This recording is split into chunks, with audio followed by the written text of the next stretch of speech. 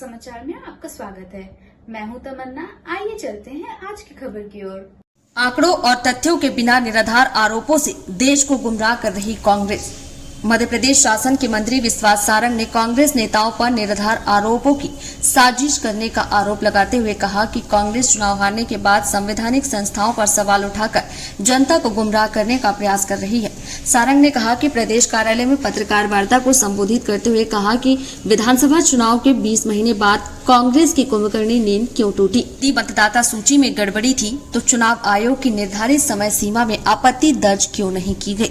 चुनाव आयोग के अनुसार परिणाम घोषित होने के 45 दिन के भीतर आपत्ति और मतदाता सूची पर मतदान से 10 दिन पहले तक शिकायत की जा सकती है। कांग्रेस ने ऐसा कुछ नहीं किया, बल्कि अब जनता को भ्रमित करने के लिए बहाने बना रही है।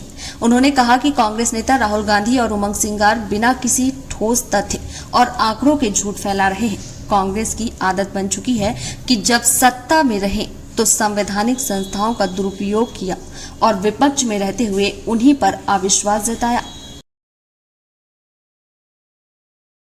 नेता प्रतिपक्ष जी ने एक प्रेस कॉन्फ्रेंस लेकर आदरणीय राहुल गांधी जी की जो झूठ और फरेब की राजनीति है उससे सुर मिलाने की कोशिश की। उन्होंने हमारी सरकार को हेरा फेरी वाली सरकार कहा। उन्होंने कहा कि जो बात राहुल गांधी जी कह रहे हैं वोट की चोरी की, चुनाव आयोग की गड़बड़ियों की, वही पिछले चुनाव में मध्य प्रदेश में भी हुआ और उसके माध्यम से हमारी सरकार बनी। हम सब ये बात की जानकारी रखते हैं कि इस देश में, इस दर्शन में या हमारी संस्कृति में एक कुंभकर्ण जी हुए जो 6 महीने सोते थे और 6 महीने उठते थे। पर आश्चर्य की बात है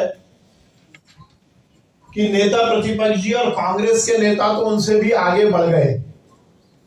20 महीने हो गई सरकार बने हुए।